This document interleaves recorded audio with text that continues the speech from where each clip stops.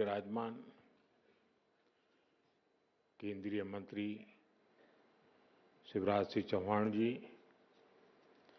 हमारे साथ टेक्नोलॉजी से जुड़े हुए राजीव रंजन सिंह जी, श्रीमान भागीरथ चौधरी जी, विभिन्न राज्यों के मुख्यमंत्री, सांसद, विधायक, अन्य महानुभाव और देश भर से जुड़े मेरे सभी किसान भाई और बहनों, आज 11 अक्टूबर का ये दिन बहुत ही ऐतिहासिक है। आज नया इतिहास रचने वाले मां भारती के दो महान रत्नों की जन्म जयंती है। भारत रत्न श्री जयप्रकाश नारायण जी और भारत रत्न श्री नानाजी देशमुख, ये दोनों ही महान सपूत ग्रामीण भारत की आवाज थे। लोकतंत्र की क्रांति के अगुवा थे। किसानों और गरीबों के कल्याण के लिए समर्पित थे। आज इस ऐतिहासिक दिन देश की आत्मनिर्भरता के लिए, किसानों के कल्याण के लिए दो महत्वपूर्ण नई योजनाओं की शुरुआत हो रही है। पहली, प्रधानमंत्री धन धान्य कृषि योजना और दूसरी, दलहन आत्मनिर्भरता मिशन। ये दो योजनाएं भारत के करोड़ों किसानों का भाग्य बदलने का काम करेगी। इन योजनाओं पर भारत सरकार करीब 35,000 करोड़ रुपए से ज्यादा खर्च करने वाली है।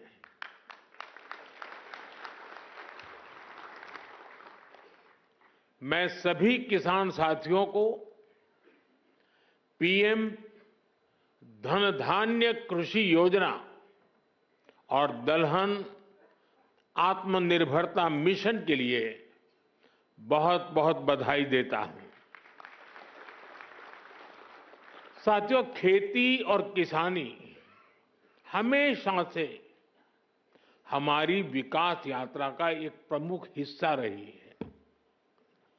बहुत जरूरी होता है कि बदलते समय के साथ खेती किसानी को सरकार का सहयोग मिलता रहे, लेकिन दुर्भाग्य से पहले की सरकारों ने खेती किसानी को अपने हाल पर ही छोड़ दिया था। सरकार की तरफ से कृषि को लेकर कोई विजन ही नहीं था, कोई सोच ही नहीं थी। खेती से जुड़े अलग अलग सरकारी विभाग भी अपने अपने तरीके से काम करते थे और इस वजह से भारत की कृषि व्यवस्था लगातार कमजोर होती जा रही थी। 21वीं सदी के भारत को तेज विकास के लिए अपनी कृषि व्यवस्था में भी सुधार करना आवश्यक था और इसकी शुरुआत हुई 2014 के बाद से। हमने खेती को लेकर पुरानी सरकारों के लापरवाह रवैये को बदल दिया। हमने आप सभी किसानों के लिए, उनके हित में बीज से लेकर बाजार तक अनगिनत रिफॉर्म किए, सुधार किए। इसके परिणाम आज हमारे सामने है। बीते 11 वर्षों में भारत का कृषि निर्यात करीब करीब 2 गुना हो गया।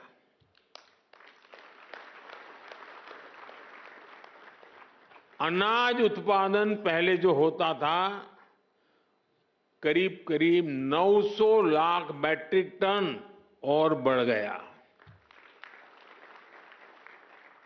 फल और सब्जियों का उत्पादन 640 लाख मैट्रिक टन से ज्यादा बढ़ गया। आज दूध उत्पादन में हम दुनिया में नंबर 1 है। भारत दुनिया का दूसरा बड़ा फिश प्रोड्यूसर है। भारत में शहद उत्पादन भी 2014 की तुलना में 2 गुना हो गया है। अंडे का उत्पादन भी बीते 11 वर्षों में डबल हो गया है। इस दौरान देश में 6 बड़ी फर्टिलाइजर फैक्ट्रियां बनाई गई हैं। 25 करोड़ से ज्यादा सॉइल हेल्थ कार्ड किसानों को मिले हैं। 100 लाख हेक्टेयर में सूक्ष्म सिंचाई की सुविधा पहुंची है। पीएम फसल बीमा योजना से करीब 2 लाख करोड़ रुपए,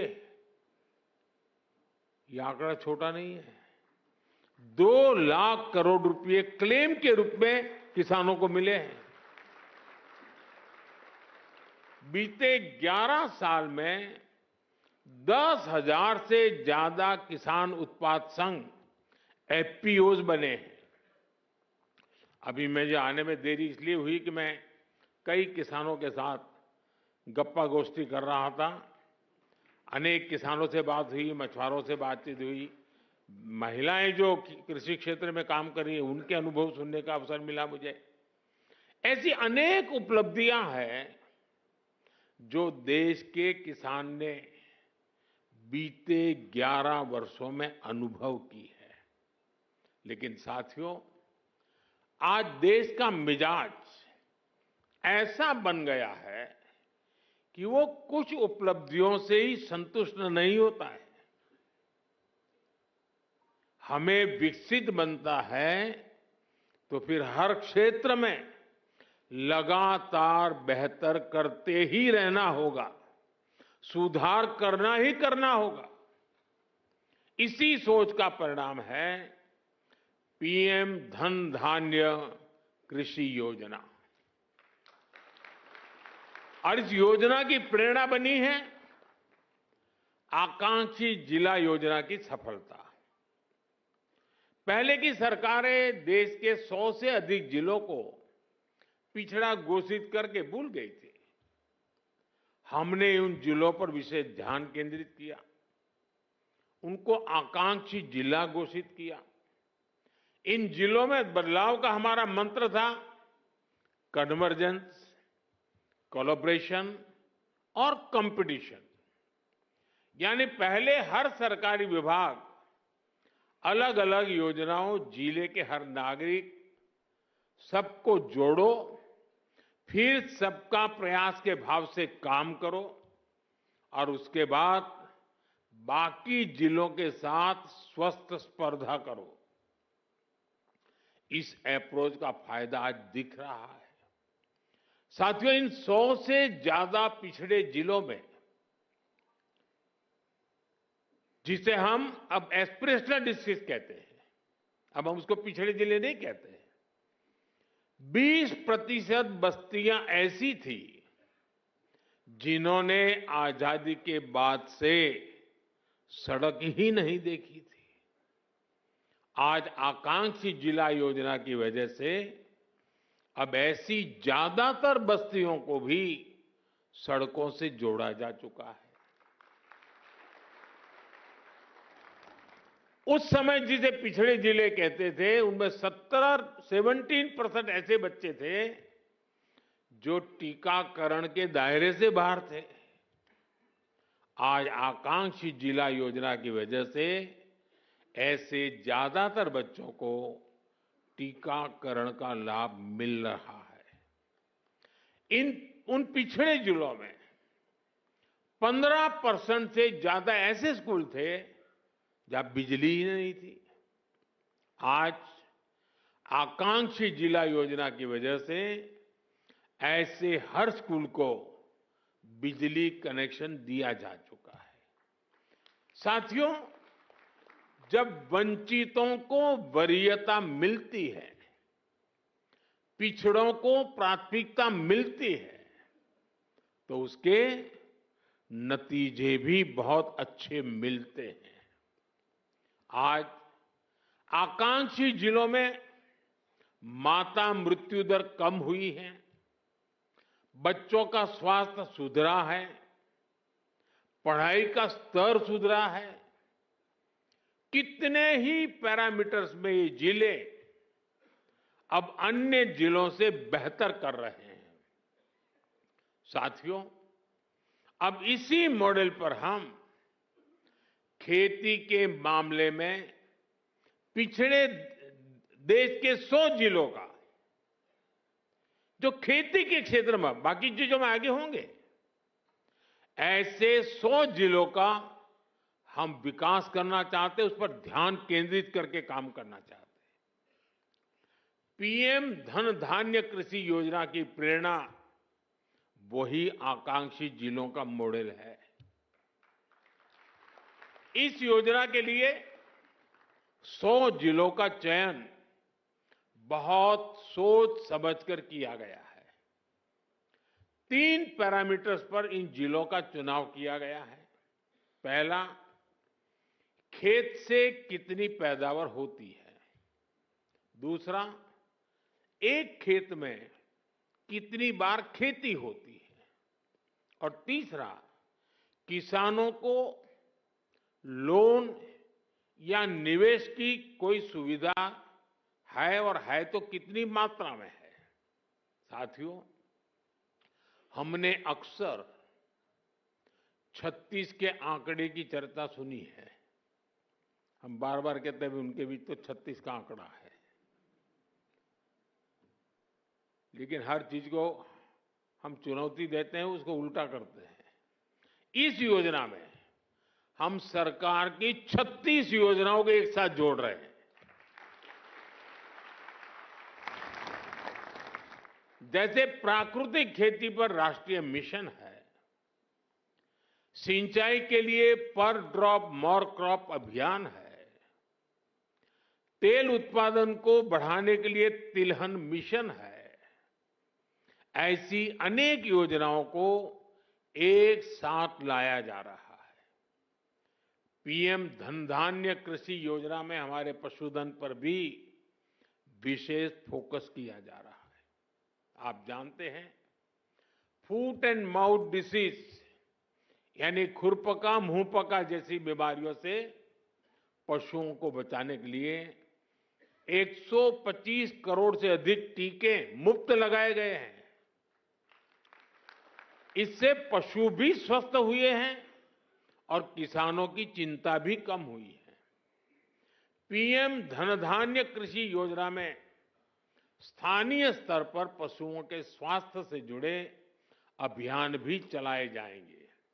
साथियों, आकांक्षी जिला कार्यक्रम की तरह उसी प्रकार से पीएम धन धान्य कृषि योजना का बहुत बड़ा दायित्व किसानों के साथ ही स्थानीय सरकारी कर्मचारियों और उस जिले के डीएम या कलेक्टर पर है। पीएम धन धान्य कृषि योजना का डिजाइन ऐसा है कि हर जिले की अपनी जरूरत के हिसाब से इसकी प्लानिंग में बदलाव लाया जा सकता है। इसलिए मैं किसानों और संबंधित जिलों के मुखिया से आग्रहपूर्वक कहूंगा, अब आपको जिले के स्तर पर ऐसी कार्य योजना बनानी है जो वहां की मिट्टी और वहां की जलवायु के अनुकूल हो। वहां कौन सी फसल होगी, बीज की कौन सी वैरायटी लगेगी, कौन सी खाद कब उचित रहेगी, ये आप सबको मिलकर के एक नए तरीके से सोच समझकर निर्धार करना चाहिए और उसको लागू करना चाहिए। आपको हर क्षेत्र, हर खेत के हिसाब से प्लानिंग करनी होगी। अब जैसे कहीं पानी अधिक होता है तो वहां वैसी उपज होगी, कहीं पानी की कमी है तो वहां उस प्रकार की फसलें उगानी होगी। जहां खेती संभव नहीं, वहां पशुपालन और मत्स्य पालन को बढ़ावा देना होगा। कुछ क्षेत्रों में मधुमक्खी पालन एक बेहतर विकल्प होगा। तटीय इलाकों में सीवीड फार्मिंग एक शानदार विकल्प हो सकता है। पीएम धनधान्य कृषि योजना की सफलता लोकल लेवल पर इसके इम्प्लीमेंटेशन से ही होगी। इसलिए हमारे युवा अधिकारियों पर बहुत जिम्मेदारी होगी। उनके पास कुछ कर गुजरने का मौका है। मुझे विश्वास है कि युवा साथी किसानों के साथ मिलकर देश के 100 जिलों की खेती की तस्वीर बदल देंगे। और मैं आपको विश्वास से कहता हूं, जैसे ही उस गांव में खेती की तस्वीर बदली, उस पूरे गांव की इकोनॉमी बदल जाएगी। साथियों, आज से दलहन आत्मनिर्भरता मिशन भी शुरू हो रहा है। ये सिर्फ दाल उत्पादन बढ़ाने का मिशन नहीं है, बल्कि हमारी भावी पीढ़ी को सशक्त बनाने का भी अभियान है। जैसे मैंने अभी पहले कहा, बीते सालों में भारत के किसानों ने रिकॉर्ड खाद्यान्न उत्पन्न किया है। गेहूं हो, धान हो, आज भारत दुनिया के सबसे बड़े उत्पादकों में से एक है। लेकिन साथियों, हमें आटे और चावल से भी आगे बढ़कर सोचना ही होगा। हम अपने घर में भी आटे और चावल से गुजारा नहीं करते, और भी चीजें जरूर पड़ती हैं। आटा चावल से भूख तो मिट सकती है, लेकिन पर्याप्त पोषण के लिए हमें और चीजों की जरूरत होती है। उसके लिए हमें योजना करनी होती है। आज भारत को, और खास करके जो वेजिटेरियन आदि प्रकृति के लोग हैं, उनके पोषण के लिए प्रोटीन बहुत महत्वपूर्ण है। अन्य भी चीजों की जरूरत होती है, उसमें एक प्रोटीन भी है। हमारे बच्चों को, हमारी भावी पीढ़ी को उनके शारीरिक विकास के लिए और उसके साथ मानसिक विकास के लिए भी प्रोटीन का उतना ही महत्व है। और स्वाभाविक है, खास करके जो वेजिटेरियन लोग हैं, और हमारे देश में काफी बड़ा समाज है, उनके लिए तो दाल ही प्रोटीन का सबसे बड़ा सोर्स होता है। पल्सेस ही से उसका रास्ता होते हैं।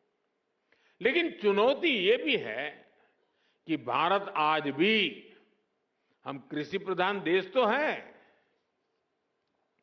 लेकिन दुर्भाग्य देखिए, भारत आज भी इस प्रकार की आवश्यकताओं के लिए अपनी जरूरतें पूरी नहीं कर पा रहा है।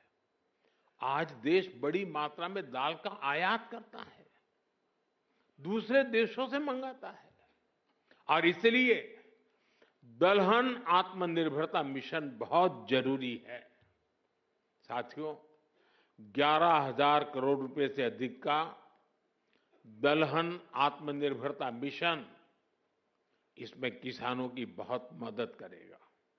लक्ष्य ये है कि दाल की खेती में 35 लाख हेक्टेयर की वृद्धि हमें कैसे भी करके करनी है।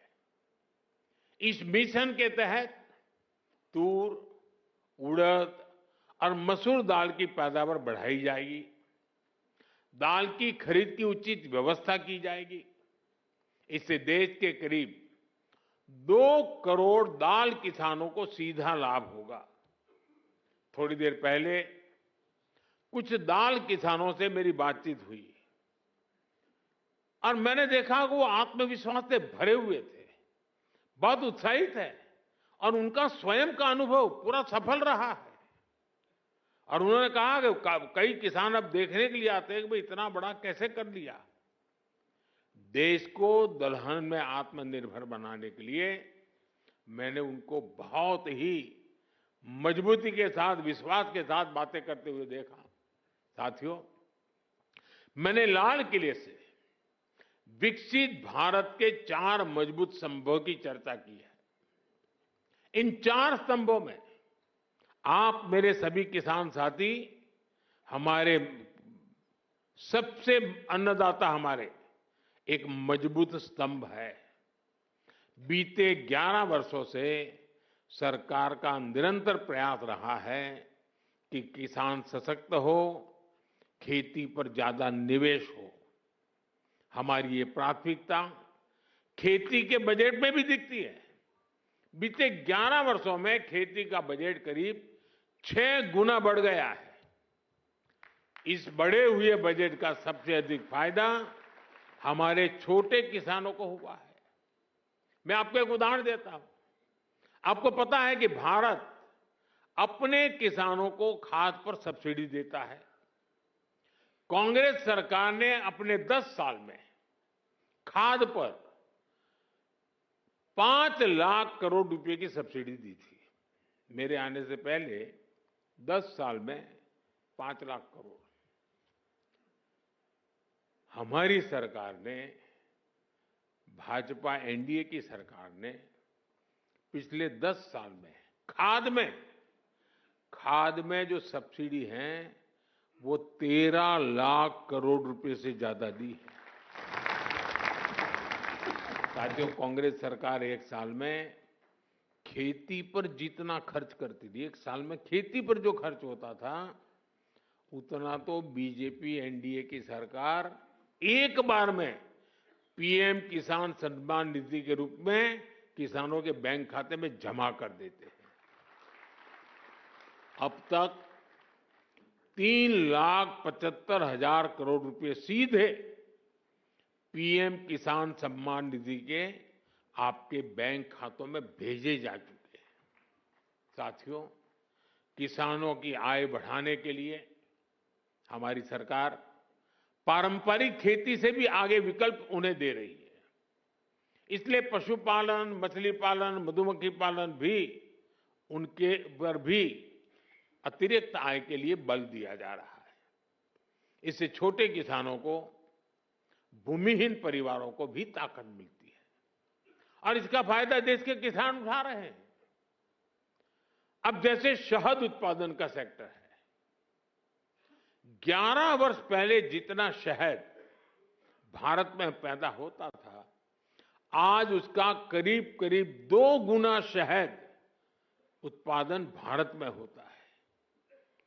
6-7 साल पहले करीब 450 करोड़ रुपए शहद हम एक्सपोर्ट करते थे, 450 करोड़ रुपए का। लेकिन पिछले साल 1500 करोड़ रुपए से अधिक का शहद विदेशों को निर्यात हुआ है। ये 3 गुना अधिक पैसा हमारे किसानों को ही तो मिला है। साथियों, गांव की समृद्धि और खेती को आधुनिक बनाने में आज हमारी बहनों की भागीदारी निरंतर बढ़ रही है। अभी एक देवी जी से मेरी बात हो रही थी, वो राजस्थान से थी।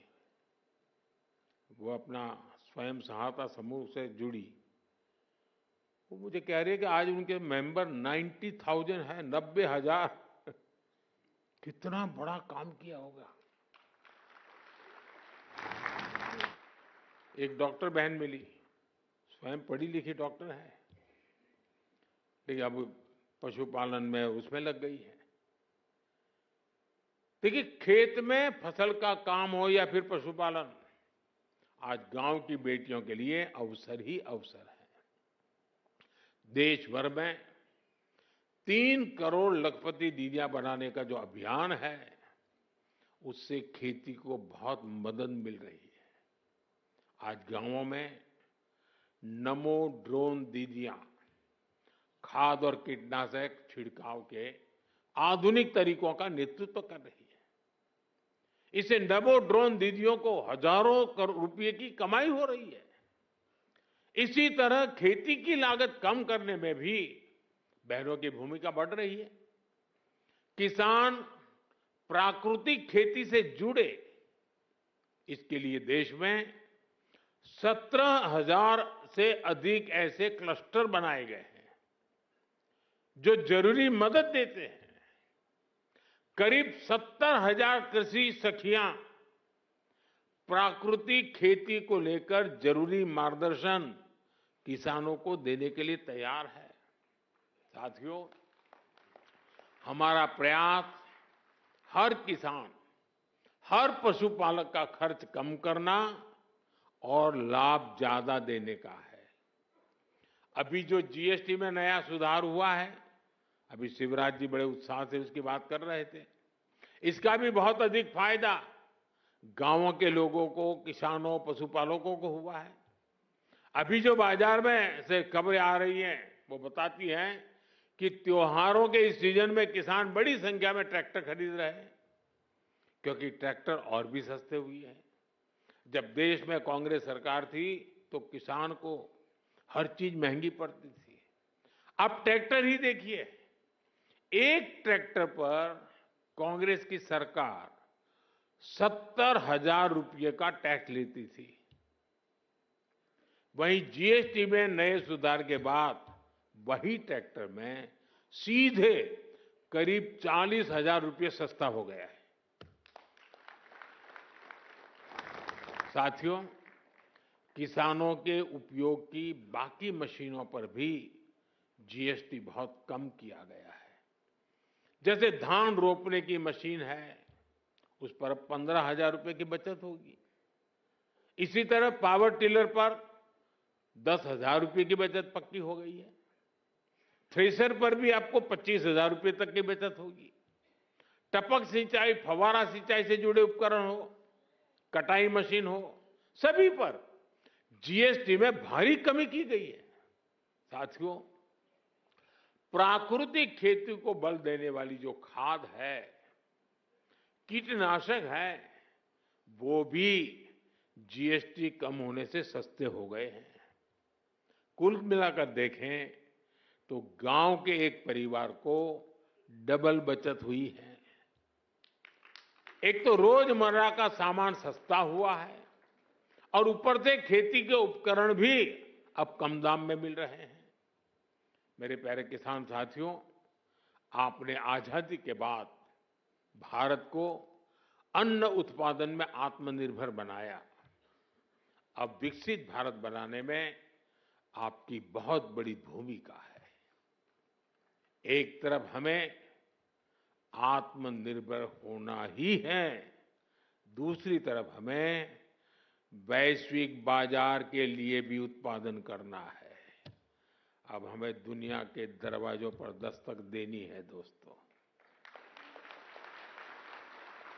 हमें ऐसी फसलों पर भी बल देना है जो दुनिया की मंडियों में छा जाए। हमें आयात कम करके ही रहना है और निर्यात बढ़ाने में कोई पीछे नहीं रहना है।